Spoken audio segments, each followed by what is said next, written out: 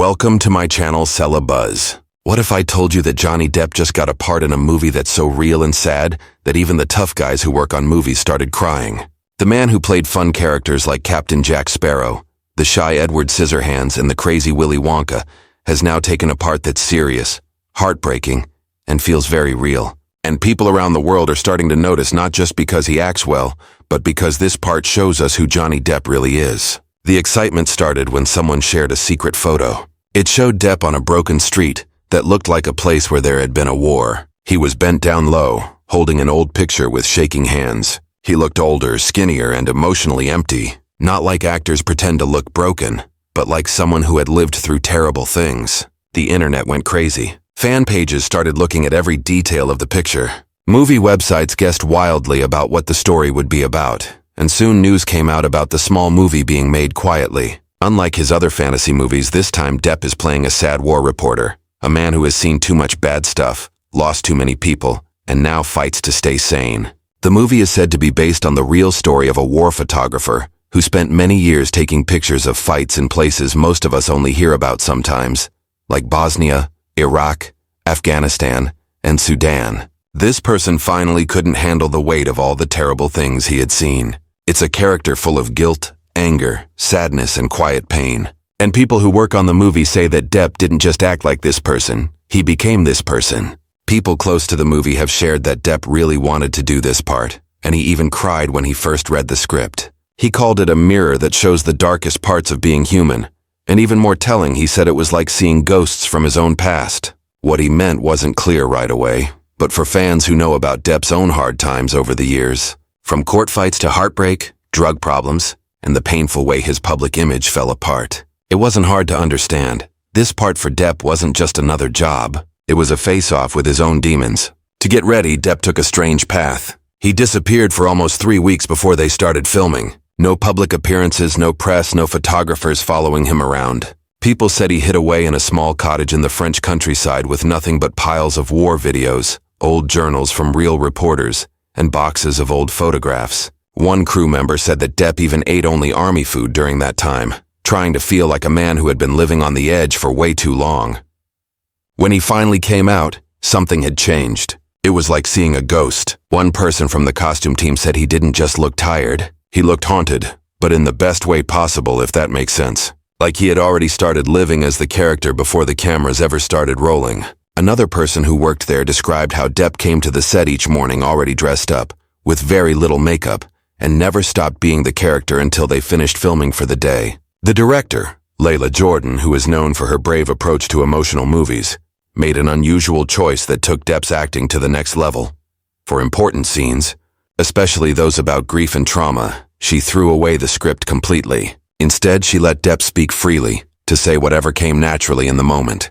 It was a big risk, but it worked. One really intense scene reportedly made the whole set stop and stare. In it, Depp's character goes back to the place where a bomb exploded, where he once took photos of a family just days before they died. The script only had one direction that said, "He remembers."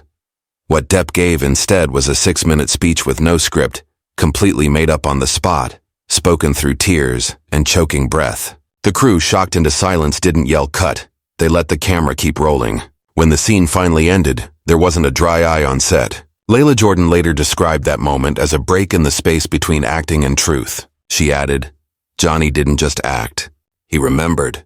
I don't know what it was or whose memory it belonged to, but what we saw wasn't rehearsed. It was lived."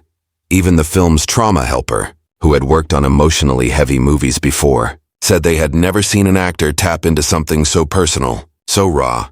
Depp's change for the part wasn't only on the inside. His physical appearance also surprised fans and movie industry people. He lost noticeable weight, grew out his hair unevenly, and let deep lines form under his eyes. He wanted the audience to feel the wear and tear of a man who had been on the front lines for decades, not just of war zones, but of his own battles. The clothes were another example of quiet brilliance. Every outfit in the film was either used clothing or actual clothes worn by reporters in war zones. There was no wardrobe team rushing in to fix wrinkles or make things fit perfectly. Being real was the most important thing. And then there's the now famous camera. In the leaked photos that got global attention, Depp is seen gripping an old Leica camera. Not a fake, not a movie prop, but a real camera from the 1970s. What most people didn't know at first was that the camera belonged to the actual reporter who inspired the story. After he died, the family reached out to the movie makers offering the camera to be used in the film. It was a deeply emotional gesture, and one Depp took very seriously. In fact, he refused to let anyone else touch it between takes, carrying it with him all the time during shooting, sometimes even sleeping with it. Crew members told stories about how Depp would sometimes talk to the camera during breaks, whispering to it as if it were a living memory. One assistant worker said, "It was spooky, but it made sense. It was like he was having a conversation with the ghost of the man he was playing." When not filming, Depp was reportedly quiet, thoughtful, and kept mostly to himself. He wasn't the charming guitar-playing storyteller people had grown used to seeing in interviews. Instead, he was deeply lost in loneliness, often walking the set alone before sunrise, looking at locations in silence. At one point, during a rain delay, he pulled out a notebook and began drawing, not doodles, but detailed pictures of scenes they'd shot earlier that day. A few of those drawings were later shared secretly online, and fans were shocked by how intense they were. The images were dark, moody, and emotionally charged, not unlike the man himself. While the movie production was relatively small, with a tight budget and a small crew, what they lacked in money they made up for in heart. No trailers, no personal helpers. Meals were eaten together at long folding tables. Depp insisted on being treated no differently than the rest of the cast and crew. He even offered to pay out of his own pocket for a day's shoot when a key location fell through at the last minute. "This isn't about money," he was quoted as saying. "It's about telling the story, right?" As word began to spread about the film's emotional depth, several major festivals reportedly reached out, hoping to get early screenings, but Jordan and the producers stayed protective. "We don't want this to be a press circus," she told one reporter. "This is a film about silence, about grief, about things that don't make headlines. We want to honor that." Still, excitement continues to build. Fans who've seen even brief clips have taken to social media describing Depp's performance as devastating, soul-bearing, and the kind of acting that breaks you. One user posted, "It's not Johnny acting like someone who's broken. It's Johnny showing us how it feels to be broken.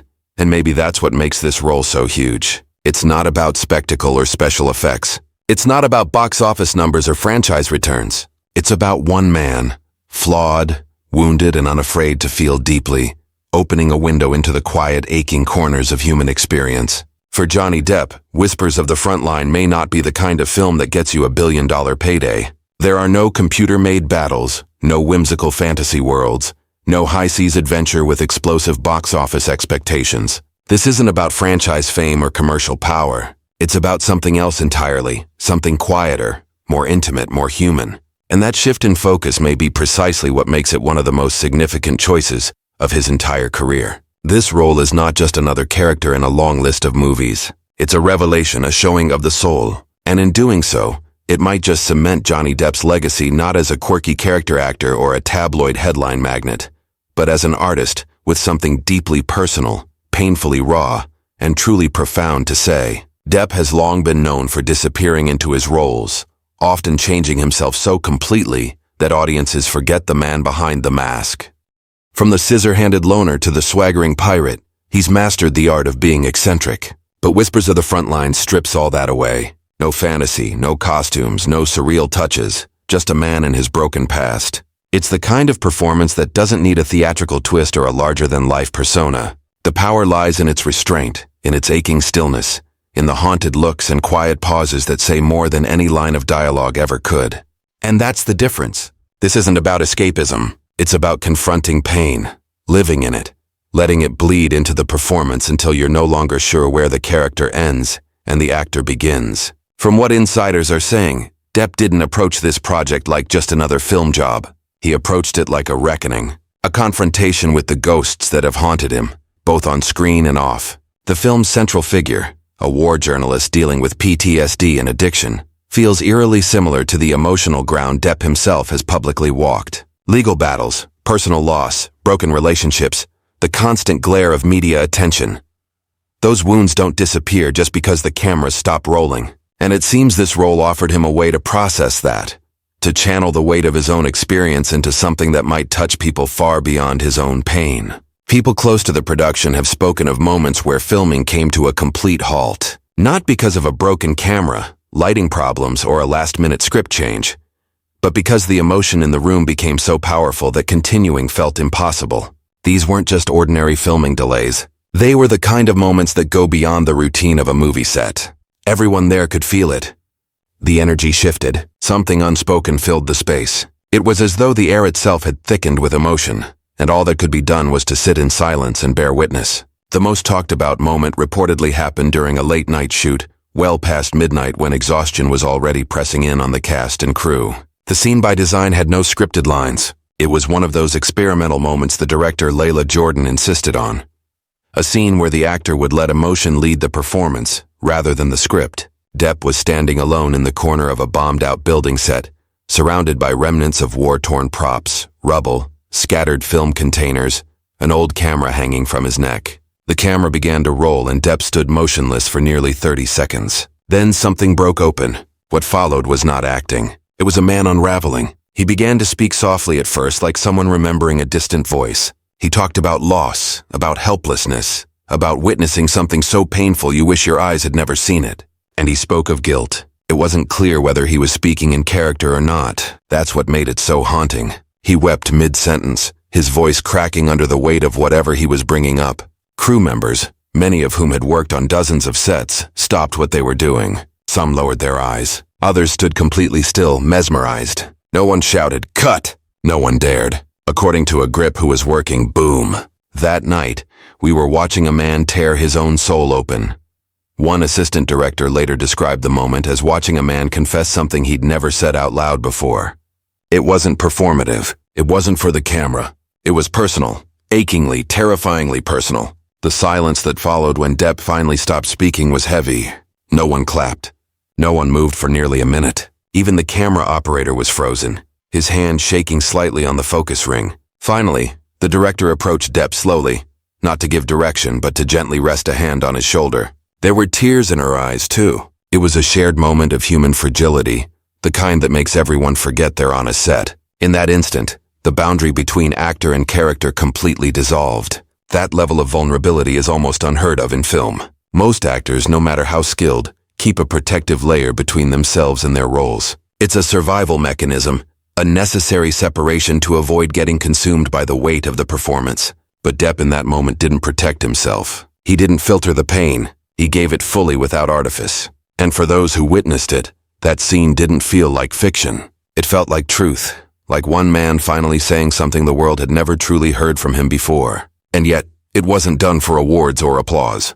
There's something refreshingly unpretentious about this project. Shot on a tight indie budget with minimal lighting setups and thrifted wardrobe pieces, the entire production seems to echo a desire for authenticity. Layla Jordan, the director, reportedly told the crew from day one that this film was not going to be acted. It was going to be felt. She encouraged improvisation, discomfort, silence. She gave Depp the space to bring his own memories into the role, not to sensationalize them, but to honor them. That decision to prioritize emotional truth over cinematic polish speaks volumes about the kind of story they're trying to tell. It's not about making a film that entertains, it's about making a film that understands. There's something almost poetic about the timing of this project in Depp's life. After years of being caricatured in the press, his personal struggles splashed across tabloids, his name dragged through endless headlines. This role allows him to reclaim the narrative, not by denying his past, but by transforming it into art. That's what real storytelling does. It doesn't offer clean resolutions or happy endings. It offers truth in all its messy, painful beauty. And for Depp, Whispers of the Frontline may be the clearest expression yet of who he is when all the costumes are stripped away. The film's quiet power has already begun to ripple beyond the industry. Early screenings for select critics and insiders have generated murmurs of something extraordinary. Not because the film is flashy or revolutionary in its structure, but because of how deeply it lingers in the heart. One critic reportedly walked out of a private screening unable to speak for several minutes. Another described it as a portrait of pain that doesn't beg for sympathy. It just asks to be seen. And that's the kind of impact that transcends the screen. That's the kind of film that finds its way into conversations long after the lights come up. For longtime fans of Depp, this role may feel like a culmination, a turning point where the artistry finally catches up with the emotional depth he's always hinted at. For newcomers, it may be the first time they see him not as a larger-than-life icon, but as a man, weathered and wounded, trying to make sense of the world through his work. And for Depp himself, it may be the first time he's felt free to use that work as a form of release, of redemption, of remembrance. It's easy to forget in a world of social media soundbites and celebrity gossip that actors are people, that they carry real experiences, real grief, real regrets. Depp has spent decades hiding behind personas, retreating into roles that allowed him to escape his own story. But in Whispers of the Frontline, he doesn't run, he doesn't hide. He steps into the light, burdened but unbroken, and offers something breathtaking in its vulnerability. This is not the kind of film that will top the box office charts or dominate awards season predictions. It might never even reach the wide audience it deserves. But that doesn't matter. What matters is what it represents. For Johnny Depp, for the art of storytelling, and for anyone who's ever carried something too heavy to speak aloud, it's a reminder that cinema at its best isn't about escapism. It's about empathy, connection, truth. And in this performance, Johnny Depp doesn't just act. He bleeds, he remembers, he heals. And for those watching, perhaps they will too. So, do you think this could be Johnny Depp's most powerful role yet? If you've seen those viral photos, if you felt something stir inside you while watching him kneel in that rubble-strewn alley, holding on to memory and pain, then you already know the answer. This isn't just another movie. It's a reckoning. And if you're hungry for more stories that go beyond the surface, for behind-the-scenes insights that explore the why behind the what, then you won't want to miss our next video, where we take a deeper look at the psychological toll Depp experienced while filming his emotionally charged scene in Spain. Trust us, it's just as riveting. In the meantime, if this story moved you even a little, hit that like button, subscribe for more.